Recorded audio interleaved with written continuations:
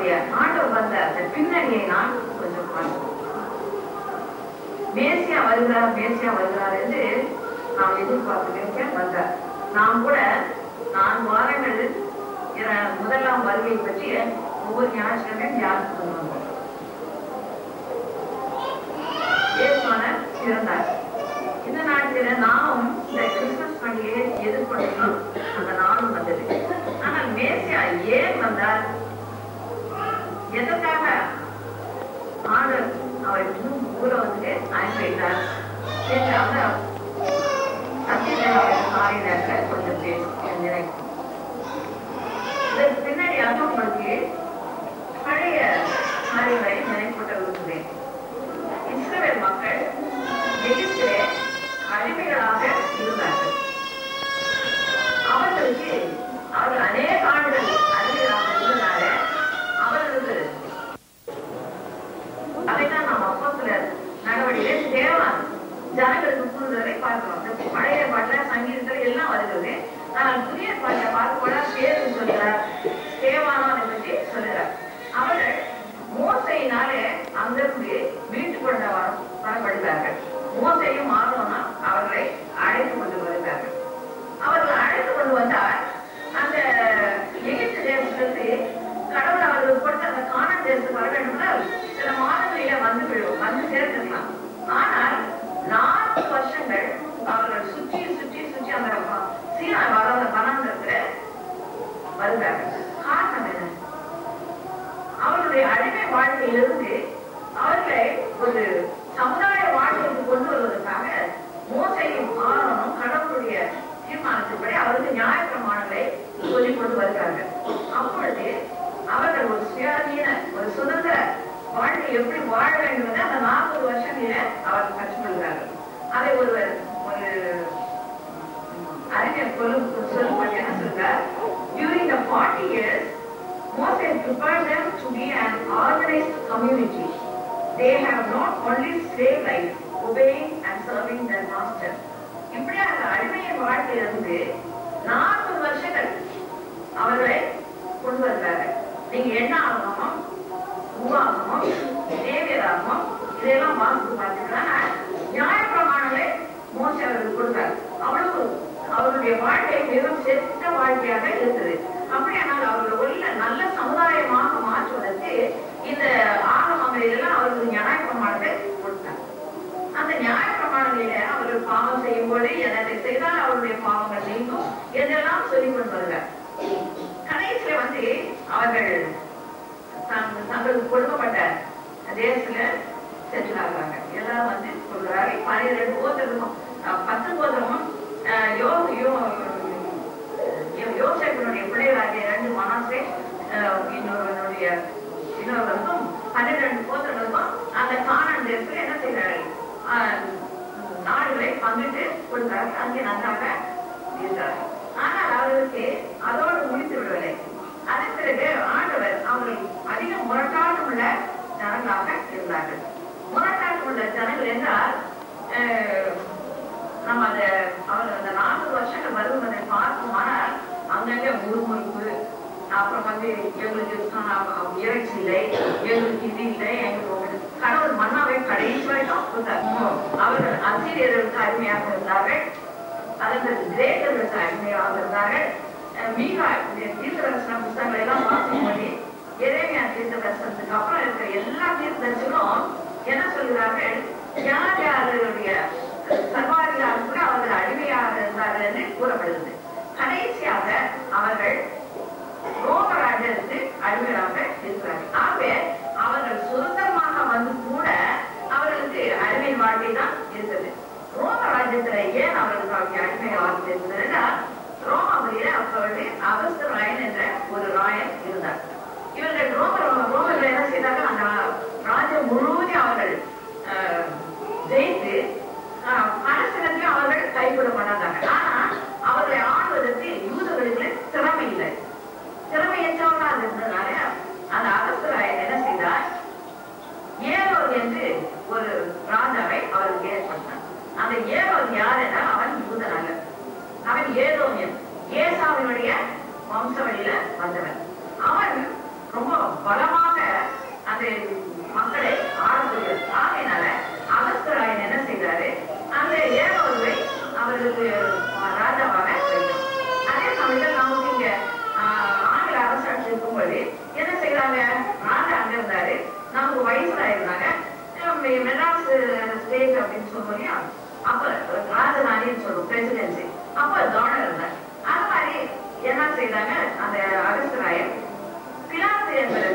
தீர்க்கதரிசி என்பதை தோழராக அனுப்பி வைத்தாங்க.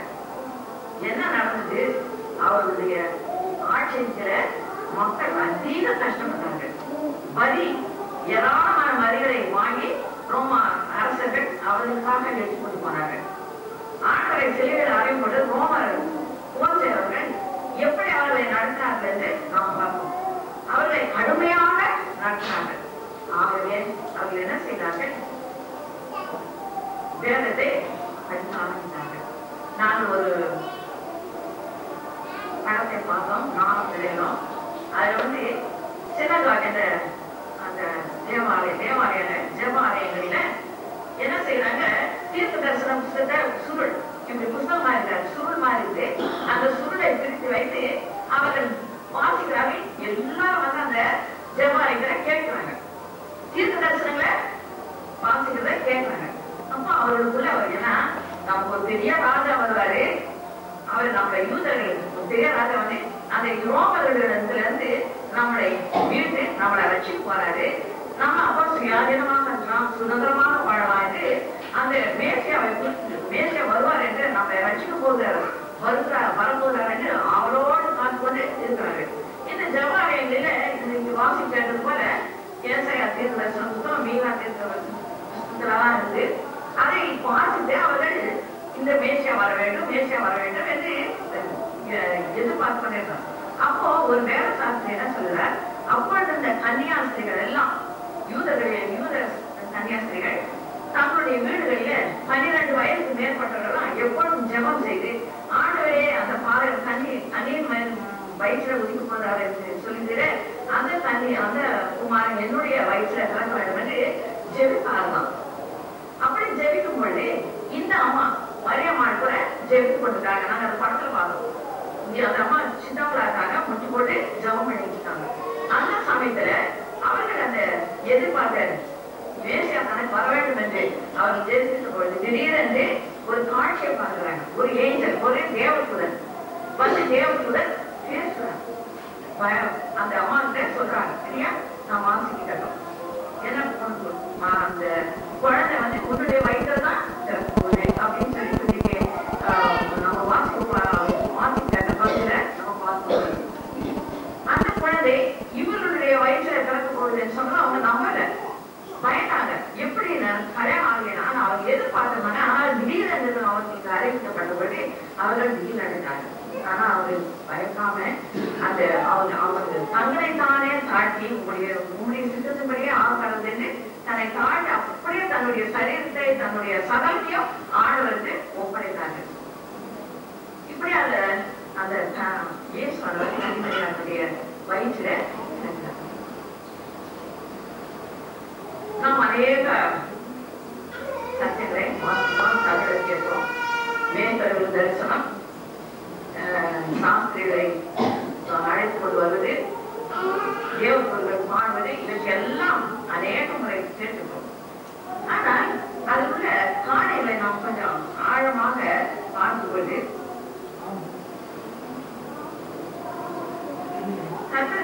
நம் ஒரே பேரான குமாரை நம் வீட்டுக்காக கொடுத்தால் அது நம்மே வைத்த அன்பு என்று பார்க்கிறோம். இந்த குழந்தை பிறந்த பொழுது மேய்ப்பர்களுக்கு காணப்படுறார். மேய்ப்பர்கள் தான் முதலாவது அறிவிக்கப்படுது. காரணம் என்ன? அந்த காலத்துல வியாக்கியானங்களை வாசிப்பது என்ன சொல்கிறார்கள் என்றால், மேய்ப்பர்கள் ஒரு அவுட்காஸ்ட், அவர்கள் சமுதாய வாழ்க்கையில் அப்புறப்படுத்தப்பட்டவர்கள் என்று அந்த காலத்தில் அவர்கள் எண்ணிக்கொண்டிருந்தார்கள். ஆனால் அவர்களும் கூட தீர்க்க தரிசனங்களை அறிந்திருந்தார்கள். ஆகையினால ஒருவர் சொல்லுகிறார், ஒரு வேளை அந்த மந்தையில காத்து கொண்டிருந்தவர்கள் மேசியா வருகிறார் என்று சொன்னாங்களே, எப்பொழுது வருவார்? நம்ம இப்பொழுது இந்த ஆடுகளை வைக்கிறோம், நாம கூட புறக்கணிக்கப்பட்டவர்களாக இருக்கோமே, அவர் எப்பொழுது வருவாரு? ஒரு வேளை பேசிக் கொண்டிருக்கலாம்.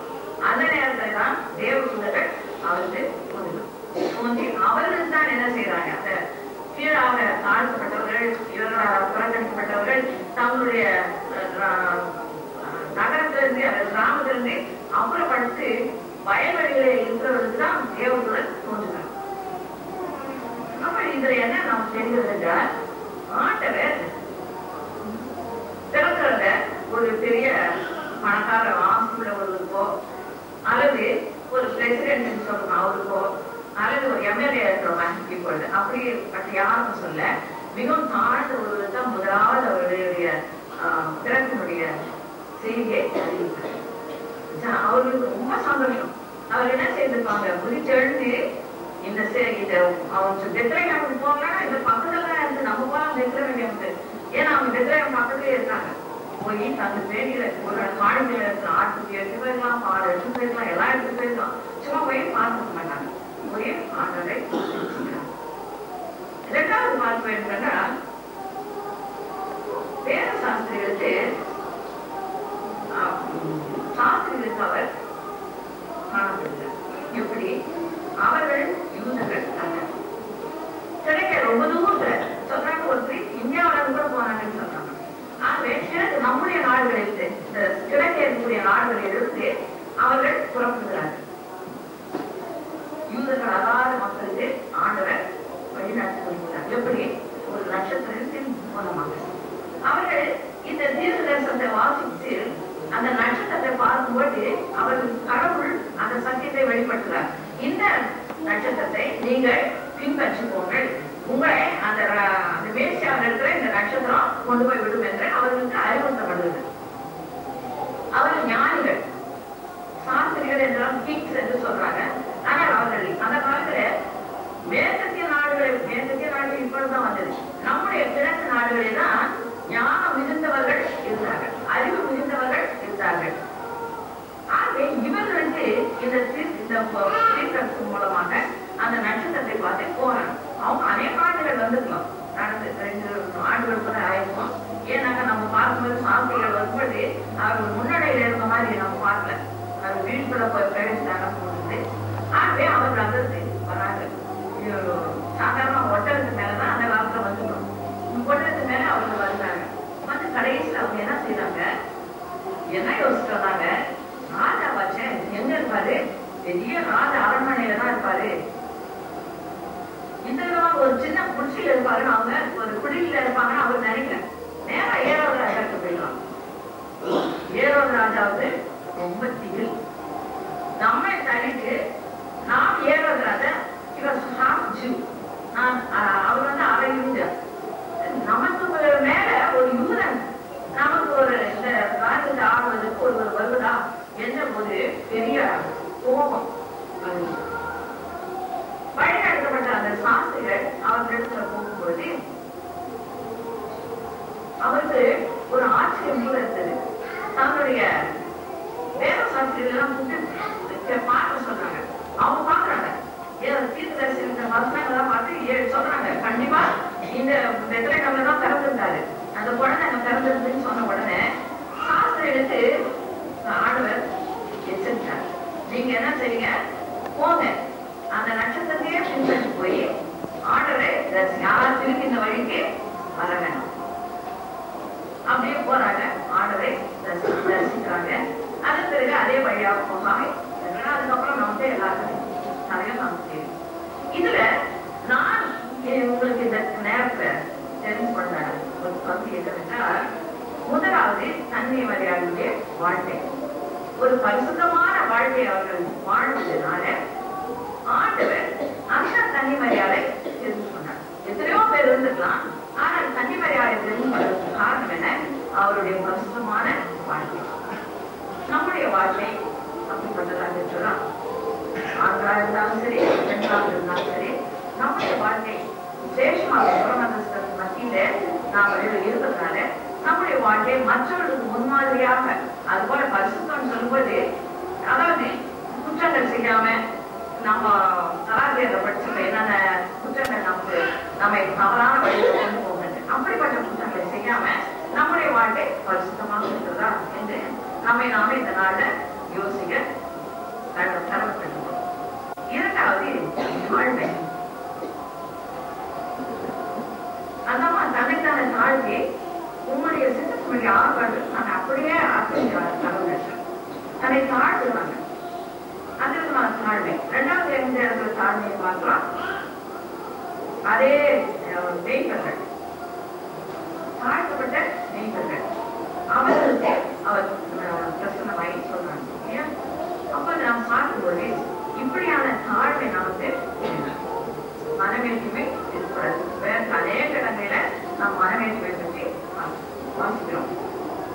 இது கர்த்தர் எதிர்த்து இருக்கிறார். மூன்றாவது அன்பு. தேவனுடைய அன்பு தான் ரொம்ப முக்கியமானது. கடவுளுடைய அன்பு பெரியது. அவர் என்ன செய்யறாரு? தன்னுடைய ஒரே பேரான குமாரனை நாம் காப்பு கொடுத்தார். அவர் நமக்கு அவரை பரிசாக கொடுத்தார். நாம் இந்த நாளில என்ன செய்ய வேண்டும்? நம்முடைய அன்பை மற்றவர்களோடு பகிர்ந்து கொள்ள வேண்டும். அதுதான் கிறிஸ்துமஸ். அதுதான் உண்மையான கிறிஸ்துமஸ். நமக்கு அநேக காரியங்கள் நல்ல எல்லா வசதிகளும் இருக்கும். அந்த நேரத்தில் நம்மை விட கொஞ்சம் கஷ்டப்படுறதை நாம் சிந்தித்து பார்க்கிறோமா? அவர்களுக்கு நம்முடைய அன்பை காட்டுறோமா? அவர்களுக்கு எல்லாம் இருக்கலாம், இருக்கா கூட நம்ம அன்பை அவர்களோடு பகிர்ந்து கொள்வது நமக்கு ஒரு சந்தோஷம். வெறும் பொருள் மாற்றமல்ல, கடவுளுடைய செய்தியை சொல்வது, நல்ல காரியங்களை அவர்களுக்கு சொல்வது, வாழ்க்கையில சமுதாயத்துல அவர்கள் நல்ல வாழ்க்கை வாழ நாம் அவர்களுக்கு கற்றுக் கொடுப்பது. இந்த இடங்களில ஒருவேளை ஒரு சமுதாய வாழ்க்கையில சில ஆண்டுகளுக்கு முன்னால தாழ்ந்து கொஞ்சம் இருந்திருக்கலாம். ஆனால் நம்ம திருச்சபைக்குள்ள வந்த பிறகு எல்லாரும் என்னையும் சேர்த்து சொல்லுவேன், அந்த நிலையில இருந்து கடவுள் நம்மை உயர்த்தி இருக்கார். ஒருவேளை என்னுடைய பெற்றோருடைய பெற்றோரை பார்க்கும்போது அவர்கள் ஒரு தாழ்ந்த நிலைமை தான் இருந்திருந்தாங்க. ஆனால் விஷ்ணுக்காரர் அவர்களை கிறிஸ்துக்குள்ளாக கொண்டு வந்த பிறகு படிப்படியாக உயர்த்தி இந்த உயர்ந்த நிலையில எங்களை கொண்டு வந்திருக்கிறார். அதே விதமாக இந்த கிராமத்தில் இருக்கக்கூடிய நாம் எல்லாரும் சொல்றேன், கடவுள் நம்மை உயர்த்த வேண்டும் என்றால் அந்த சமுதாய வாழ்க்கையில நாம் நமக்கு சொல்லப்படுகிற காரியங்களை நாம் கேட்டு அதை கீழ்படிய வேண்டும். நம்முடைய சபைக்குரிய அநேக காரியங்களை நாம் சொல்கிறார். ஆனால் எத்தனை பேர் அதன்படி நடக்கும் என்று தெரியல. அவர்கள் மனத்தாழ்மை பற்றி ஒரு நாள் ரொம்ப அதிகமாக கீழ்படுதலை பற்றி சொல்லியிருக்கார். இவையெல்லாம் எதுக்கு சொல்கிறோம் என்றால், இந்த சமுதாயத்துல ஒரு நல்ல வாழ்க்கையை வாழ வேண்டும் என்றால் இந்த விதமான காரியங்களை எல்லாம் கேட்கிறதோடு விட்டு விடாமல் அதன்படி நடக்கிறார். ஆகையினாலதான் மோசேயும் ஆரோன் என்ன செய்யறாங்க? அந்த 40 வருஷமாக அவர்களை ஆயத்தப்படுகிறாங்க. அவர்களை ஒரு நல்ல குடிமகனாக மாற்றுவதற்கு அவர்களுக்கு 40 வருஷங்கள். அது போல நாம் நல்ல உயர்ந்த நிலைக்கு வர வேண்டும். இந்த சமுதாயத்துல நாம் சுதந்திரமாக வாழ வேண்டும் என்றால் பாவத்தின் அருமை சார்ந்திலிருந்து நமக்கு சுதந்திரம் வேணும். பணம் இருக்கலாம்,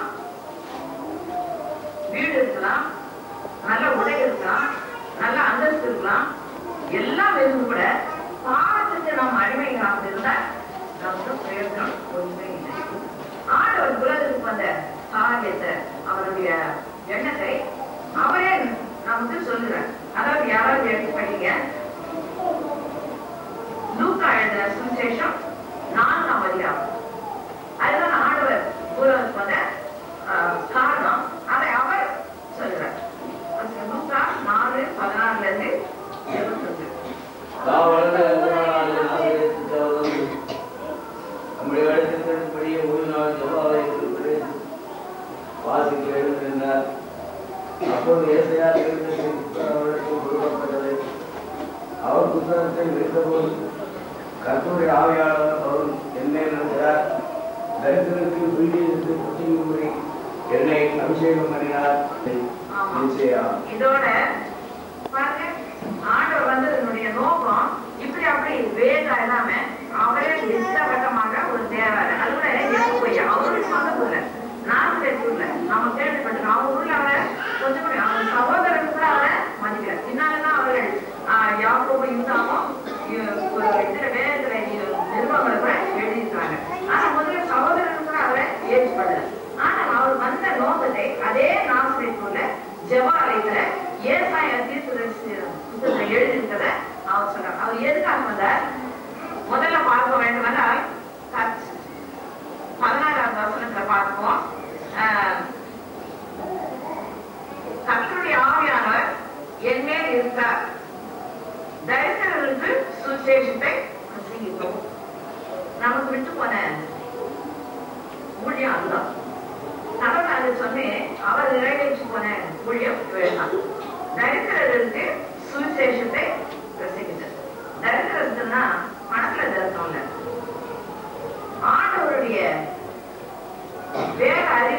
தரிசனம் பண்ணுவாங்க. சொல்றாங்க ஒரு காலத்துல வேதமே கிடைக்காத போகிற காலம் வரப்போகுது. அப்ப வேதமே இல்லாதப்ப நம்ம எப்படி வேதத்தை சொல்ல போறோம்? ஆகையினால இப்பொழுது நம்ம ஆயத்தப்படுத்திக் கொள்ளணும். வேதம் அறியாதவர்களுக்கு நாம் போய் வேதத்தை சொல்லிக் கொடுக்கணும். முக்கியமா மாணவ பிள்ளைகளுக்கு சொல்றேன், உங்களை சுற்றி அநேக பேர் இருக்காங்க. நீங்க வந்து வேதத்தை வாசிக்கிறீங்க, அப்பா அம்மா நீங்க என்ன செய்யலாம், அந்த வேதத்துல இருக்கக்கூடிய காரியங்களை அவங்களுக்கு சொல்லிக் கொடுக்கலாம். அதான் ஆண்டவர் உலகத்துல பாலகனாக பிறந்து அவரே அவருடைய வாயினாலே சொன்ன சத்தியம். முதலாவது தரித்திரத்து சுவிசேஷத்தை பிரசங்கிக்கும்படி என்னை அபிஷேகம் பண்ணினார். அபிஷேகம் பண்ணப்பட்டது மேசியா. மேசியா என்றால் என்ன அர்த்தம்? அபிஷேகம் பண்ணப்பட்டவர்.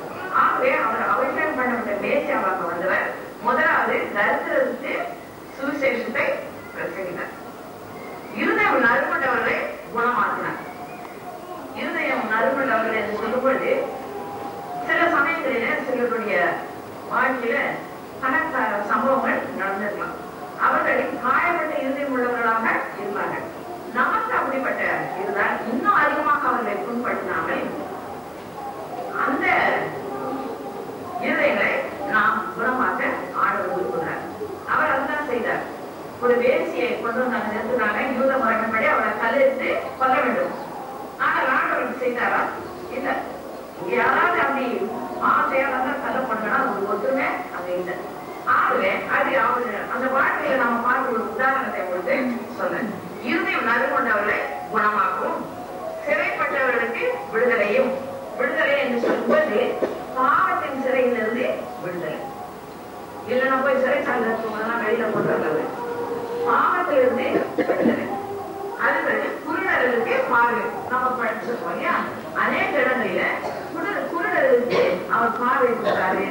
அப்புறம் குஷ்டோடுல சுகப்படுத்தினாரு, பிசாசை துரத்தினார். அநேக அற்புதங்களை அவர் செய்யும். இன்றைக்கான அற்புதங்களை செய்து கொண்டுதான் இருக்கிறாங்க. கடவுளுடைய மக்கள் அந்த அற்புதங்களை இன்றைக்கும் செய்கிறாங்க. நாம் விசுவாசிக்கிறோம், நம்ம டிவியில பார்க்கிறோம். அநேக காரியங்களை நம்ம பார்க்கும்போது இன்றைக்கும் அந்த பிசாசு இருக்கிறது, அந்த சாப்பாடு இருக்கிறது, அந்த வியாதி இருக்கிறது, எல்லாம் இருக்கிறாங்க. ஜபத்தின் மூலமாக அவர்கள் தான் ஜபம் செய்ய வேண்டும் என்று நான் செய்யலாம், ஊழியர் செய்யலாம், டாக்டர்மா செய்யலாம், இங்க இருக்கவங்க அத்தனை பேரும் செய்யலாம். ஏன் ஒரு நாள் நான் தேவாவை பத்தி ஒரு நாள் பேச்சு கொண்டிருந்தேன். அப்ப நான் ஒரு புத்தகம் கொடுத்தேன், சோதனை புத்தகம் ஒன்று கொடுத்தேன். அப்போ அவங்க வீட்டு பக்கத்துல யாருக்கும் ஒரு அம்மா மருந்து குடி மாட்டேன் ரொம்ப மொத்தப்படி ஒரு பாக்கணும். அப்போ அன்பது என்கிட்ட சொன்னாமா, நீங்க குட்டியில அந்த புத்தகத்தை நான் வேறு மேல வச்சு 1000 சோதனை செலுத்தினேன். உடனே அவங்க என்ன செய்யறாங்க, அந்த மருந்தை அது ஒரு சாட்சிங்க நம்மளமாக இந்த காரியங்களை ஆண்டவர் செய்ய முடியும். ஆனா நமக்கு அந்த விசுவாசம் இருக்கணும். நமக்கு அந்த விசுவாசம் இருந்தா ஆண்டவர் அந்த காலத்துல செய்த அநேக காரியங்களை நாம் நம்முடைய வாழ்க்கையில கூட பார்க்கலாம். நம்ம எதிர்பார்க்காத ஆசீர்வாதங்களெல்லாம் நமக்கு வருது. எப்படி? நம்முடைய விசுவாசத்தை ஆண்டவர்கிட்ட கேட்கணும். நம்ம தேவையானதான் அவர் கொடுப்பாரு. நான் போய் சாமி எனக்கு ஒரு பெரிய கார் வேணும், நல்ல சுகமா நான் கார் போகணும், அது ஒரு லேட்டஸ்ட் கார் வேணும், இல்லைன்னா பெரிய மாளிகை வேணும், இப்படிலாம் கேட்டாங்க. நமக்கு தேவையான ஆண்டவர் அறிஞ்சிருக்காரு. அதை நம்ம விசுவாசத்தோடு கேட்கும் போது ஆண்டவர் கண்டிப்பாக அது என்னுடைய வாழ்க்கையில தான் வர என்னுடைய தேவையெல்லாம் ஆண்டவர் அதிசயமாக பூர்த்தி செய்து கொண்டு வருகிறார். உங்களுடைய வாழ்க்கையில அப்படிதான் அநேக விதமா சாட்சி சொல்லலாம். ஒவ்வொருவருக்கும் சாட்சி இருந்திருக்கும். அப்போ அந்த சாட்சியை நம்ம அதிகமாக மற்றவர்களுக்கு சொல்லி மற்றவருடைய விசுவாசத்தை நம்ம உறுதிப்படுத்த வேண்டியது நம்முடைய கடமையாக தான் இருக்கு. It is our duty. நாம் போய் சொல்லும் போது இப்படியெல்லாம் நடந்தது, இப்படி நான் ஜெபம் பண்ணி இவ்வளவு சோகமானது என்று நம்ம திருச்சபையில் இருக்கக்கூடிய அநேக பிள்ளைங்க இருக்காங்க. அவங்க மற்றவர்கள் சொல்லும் போது அந்த விசுவாசம் அவர்களை ரட்சிக்கும். அவர்களுடைய பல காரியங்களை அவர்களுக்கு பூர்த்தி செய்யும். வெறும் பணம் இல்லை, மற்ற காரியங்கள் வியாதி இல்லைனாக்கா ஆண்டவரை பற்றி அதிகமாக அறிந்து கொள்ளுதல், இப்படிப்பட்ட காரியங்களுக்கெல்லாம் நாம் அவர்களுக்கு உதவியாக இருக்கலாம். ஆகவே சிறைப்பட்டவர்களுக்கு விடுதலையும் குருடருக்கு பார்வையும் பிரசித்தப்பட்டும் நொறுங்குண்டவர்களை விடுதலையாக்கும் கர்த்தருடைய அனுகிரக வருஷத்தை பிரசித்தப்பட்டும் என்னை அனுப்பினார் என்று என்பது இது அனுகிரக வருஷம். நாம் இருக்கிறது இப்பொழுது டேஸ் ஆஃப் கிரேஸ், கடவுளுடைய அனுகிரக காலம். அந்த காலம்லாம் போயிடுச்சு. இனிமேல் வரப்போகிறது நியாயாதிபதியாக தான் வரப்போறாங்க. அப்பொழுது நம்ம போய் நம்ம படிக்கிறோம். கடைசியில் அவர் எப்படி இருக்கும், அழிவு எப்படி இருக்கும்னு நம்ம படிக்கிறோம். கடைசியில் அவர் நியாயாதிபதியா வரும்போது ஒரு நாள் அவருக்கு போய் லாயரை வச்சு பேச முடியாது. வருவாரு, நியாயம் இருப்பார், நல்லவர்களாக இருப்பார், பாவம் குற்றங்களை செய்த பாவம் செய்தவரை அவரை விட்டு வழிமுறை போனவரை கண்டிப்பாக பிரிச்சுறாரு. நாம இந்த நாளை தெரிந்து கொள்ள வேண்டும். நாம் எந்த இடத்த ஆண்டவரால பிரிக்கப்பட போகிறோம். மீட்கப்பட்ட பிள்ளைகளாக இல்ல மீட்கப்படாத பிள்ளைகளாக அவரு நம்ம விட்டுமான காரியங்களை செய்யாத காரியங்கள் கூட நமக்கு ஆமாங்க. இப்படியாக நம்மை இந்த நாளில கடவுள் விட்டு போற காரியங்களை நாம் இந்த நேரத்தில் செய்ய வேண்டும். எனக்கு அது அதிகமாக என்ன போகிறது என்றால் நம்முடைய சபையில நானே ஊழியர் நம்ம தெரியும் எல்லாரும் சொன்னோம். எல்லாருக்கும் என்ன கடவுள் விட்டு போன காரியத்தை நம்ம சின்ன அளவுல நம்மளால பெருசா செய்ய முடியாது. தினகரன் வச்சு பார்க்கிறோம், அநேக பேர் பண்றாங்க, எல்லாம் செய்யறாங்க பார்க்கணும். அதை பார்த்து நமக்கு ஒரு விசுவாசம் வருது. ஓ, நம்மளால கூட அந்த காரியத்தை செய்ய முடியும். அப்போ அதை பார்க்க மட்டும் நம்மளுடைய விசுவாசம் உறுதிப்படும் போது இங்க வந்து நீங்கள் எங்களுடைய சத்தியங்களை கூட நம்முடைய விசுவாசம் இன்னும் அதிகமாக உறுதிப்பட வேண்டும். இன்னும் அதிகமாக அந்த காரியங்களை நாம் செய்யும். அப்போ மேசி அபிஷேகம் பண்ணப்பட்ட இந்த உலகத்துல வந்ததனுடைய நோக்கத்தை நம்ம நிறைவேற்றுவதாக இருக்கும். சாஸ்திரம் எல்லாம் நிறைய வருஷம் கணக்கு. ஆனால் அவர் வந்த நோக்கத்தை நிறைவேற்றுவதாக நாம் இருக்கும்படியாக இந்த நேரத்தில் ஆண்டவரை நோக்கி நிச்சயமாக ஜெபம் செய்வோம்.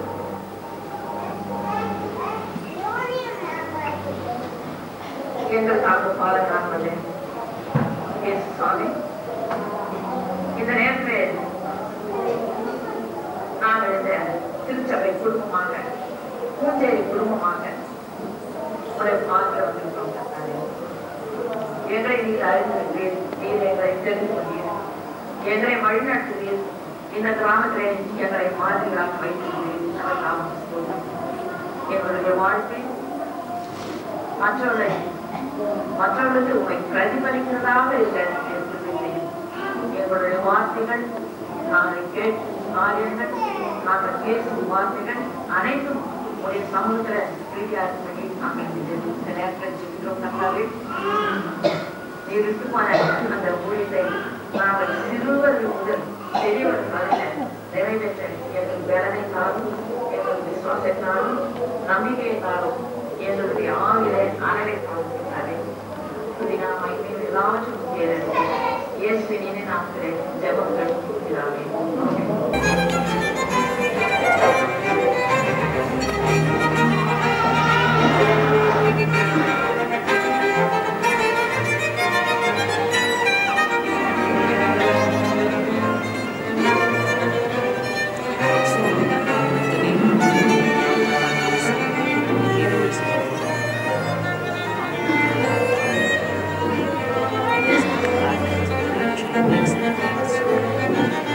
Makes